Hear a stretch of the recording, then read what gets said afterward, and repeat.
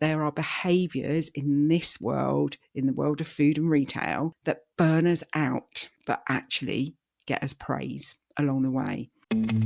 Welcome to The Fearless Foodie, the podcast that gets honest about what it really takes to thrive in food and retail.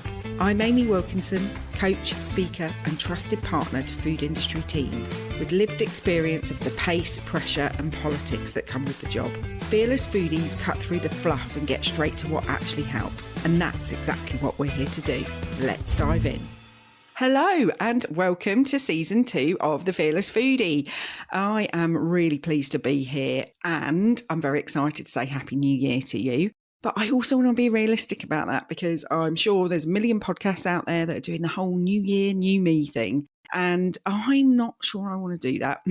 I want to ask you something different. I want you to think about what do you need to leave behind in last year? Because a lot of us in food and retail are overwhelmed because of all the stuff that we're still carrying from last year, from the year before, sometimes our whole career. And this is the Fearless Foodie, and I want to have the honest conversation. And I want to talk about 3 behaviours I'm inviting you to leave behind this year.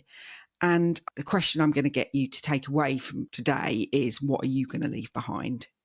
And I want to talk briefly about why it matters so much, because the truth is that anyone in food and retail knows that January is not our calm time. This is not the reset that a lot of people talk about and the new year, new me.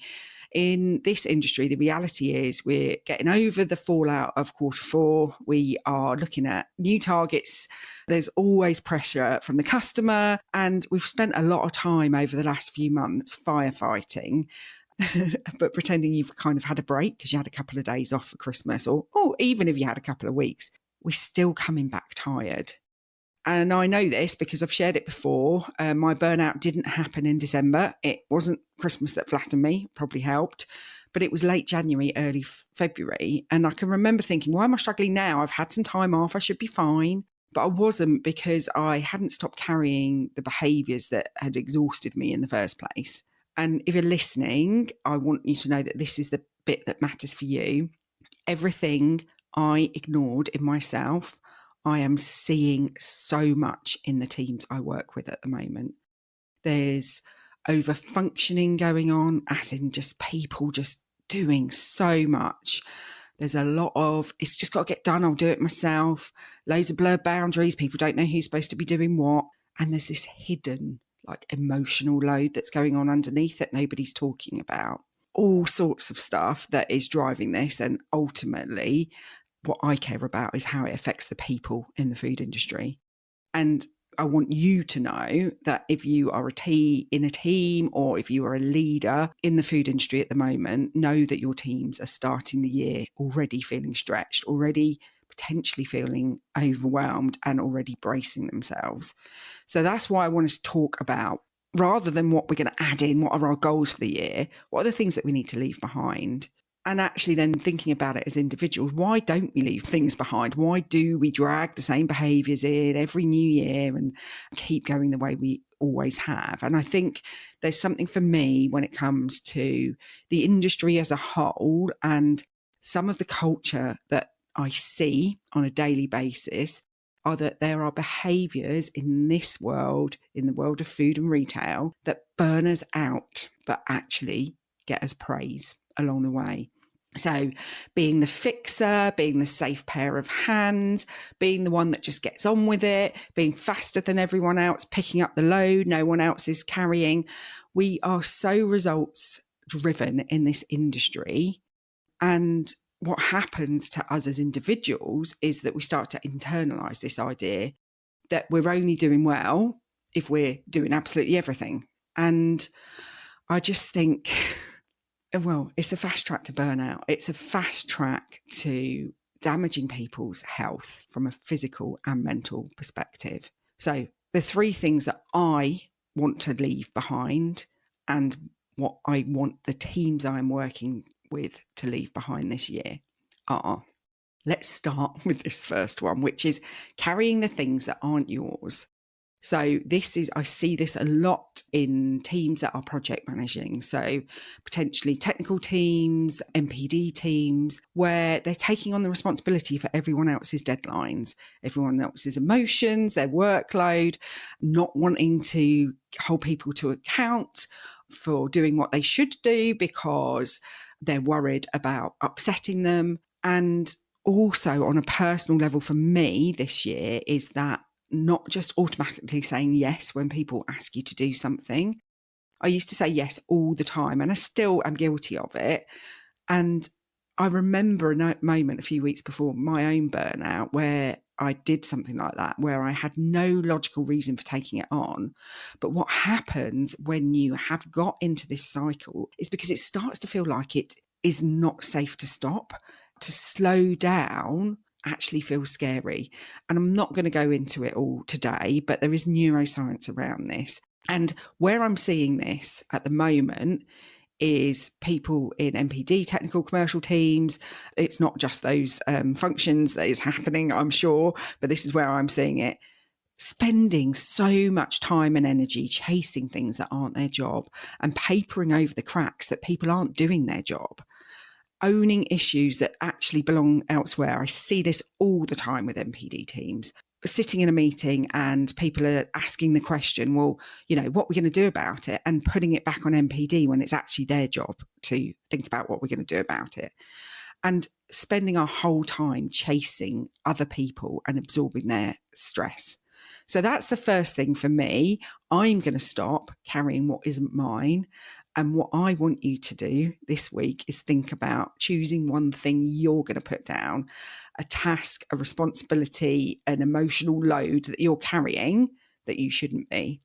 And it only needs to be one thing, because don't start like with the big stuff, but that's all you need to shift that pattern. And actually, when I think about it, it's one of the things that we cover when Nikki Foster, one of the Fearless coaches, runs our Fearless Women Empower to Rise program, is helping women, particularly who have been conditioned to carry the mental load, carry everything at work and at home, often without even realizing it. It's like subconscious, to bring that awareness to the front and do something about it. So that's something that really helps the women that do that program. All right, time to give a quick shout out to the people making this podcast happen.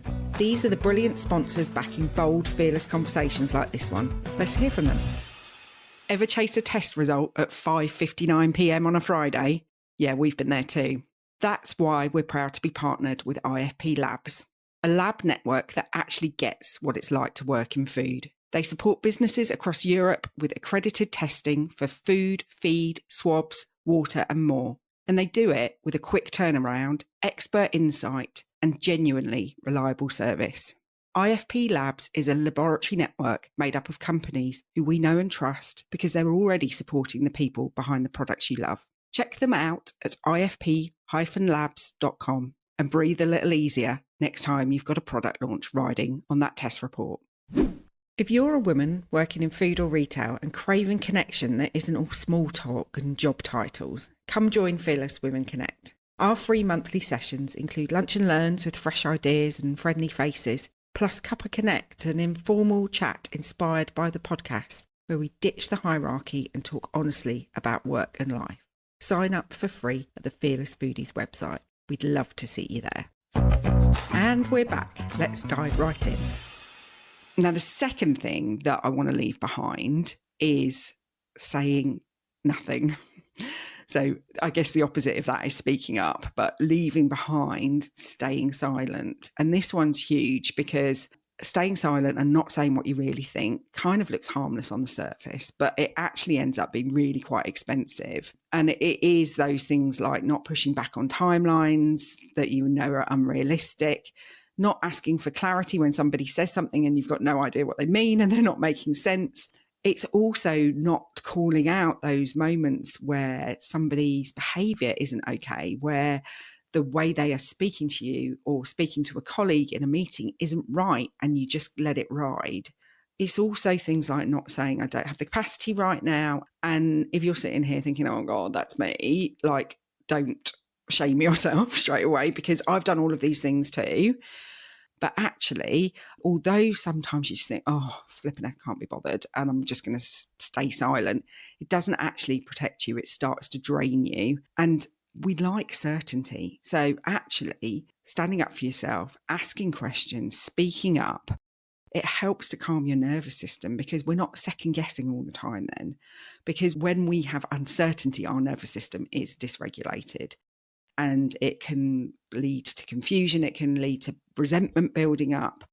And it can also mean that decisions happen that you didn't really want to happen, but you've just kind of sat back and let it happen. So my challenge to you this month, because I've already given you one for this week, is to say one honest thing in a meeting that feels a little bit uncomfortable to say, but really needs to be said. So it can just be something like, can you just stop there for a minute? I need a bit of clarity before we move on. That timeline isn't realistic. I think we need to rethink it.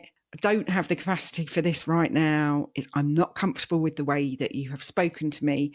They can all feel really hard to do, but actually, honestly, it will change so much if you do that. And again, this is something that we cover in Fearless Women Empowered to Rise as well, because this is about being assertive, not aggressive, not confrontational. It's just about being honest and speaking up when you need to speak up.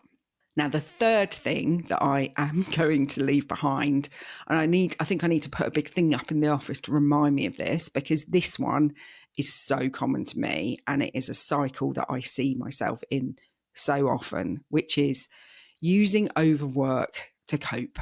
And I know that sounds a bit weird, but actually we get into this cycle of doing more as the solution to not having enough time. So actually we feel like we haven't got enough time. So then we cope with that overwhelm by working harder. And usually that is the worst thing to do. So if you think about it, it's like, I'm really, really thirsty, I'm dehydrated, and I'll go and drink a load of coffee, which is dehydrating.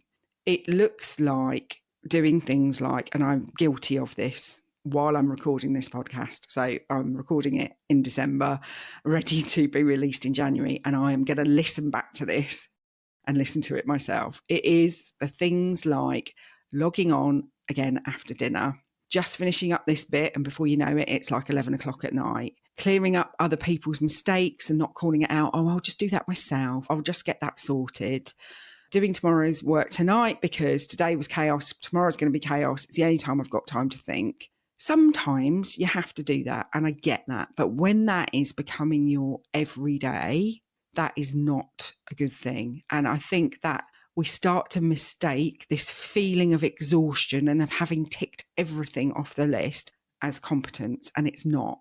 Because actually, being a strong leader, and when I say leader, I mean leading yourself as well as if you have a team, is not about taking on everything yourself and doing everything yourself. It's knowing when to stop and go, actually, I need to take a break. I need to breathe. I need to push back.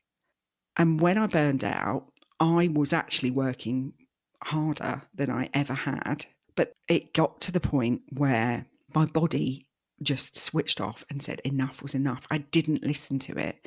And this is the thing. It doesn't have to be you're going to take a whole week off and you're not going to do anything. It doesn't have to be I'm going to become lazy. The shift is in creating that pause. It doesn't have to be anything fancy. It's just 2 minutes here and there, enough to breathe, go outside. 2 minutes before you go into your next meeting, just think about, what do I need right now? Like the amount of times I've run from meeting to meeting, forgotten that I even need to eat or go to the loo or any of that. Like just a moment to go, what do I need before the next meeting? And 2 minutes before you switch tasks, 2 minutes at the end of the day, just think about what went well today, what I forgot to do tomorrow, so that I can then like write down the things for tomorrow. But letting go of this needing to be busy all the time. These micro pauses are the things that break burnout cycles. They actually also make you a better thinker because you're reflecting. They make you a calmer human, which is always nice. So they're the 3 things that I am going to put down this year. So they are putting down what isn't mine. So stop doing everything for everybody else. And I tell you what, those MPD people out there that I work with on a daily basis, I know you're going to be listening and thinking, yeah, that's me. Stop doing other people's jobs for them. The next one is that's being honest and saying what needs to be said. I'm going to stop being silent and be brave and say the thing that needs to be said sooner, because it just makes everybody's lives easier. And the other thing I'm going to stop is the habit of overworking just to get through and to cope and to keep going and to never stop. And I'm going to start pausing more and thinking about what it is that I actually need. And I think there's lots of people in food right now that need to hear this message. So I want you to think about what your 3 things are. What are the things that you are going to leave behind this year? What would make this year lighter, braver, calmer, maybe a bit more fearless for you? I'd love it if you drop me a message. LinkedIn's the best place to get me to do that. I want you to share this with your teams, because I imagine, and your work bestie, I imagine they need to hear it too. Let's stop putting more and more things on ourselves in January, and let's start thinking about what we're leaving behind. And if this has landed with you, make sure you are following me on LinkedIn and Instagram and all of those other places, because I share my Fearless Fridays tips every week. And also, do get in touch if you could do with somebody coming to talk to your team about these things and about why actually slowing down, taking a pause helps you in the longer run, and it doesn't make you weak, it makes you strong. And as always, be bold, be brave, and be fearless. And I will see you next week. That's a wrap on this episode of The Fearless Foodie. If it hit home, subscribe, leave a review, and share it with someone who's ready for less fluff and more real talk. And if you're ready to build a bolder, braver, more brilliant team, come find me at fearlessfoodies.co.uk. Until next time, be bold, be brave, be fearless.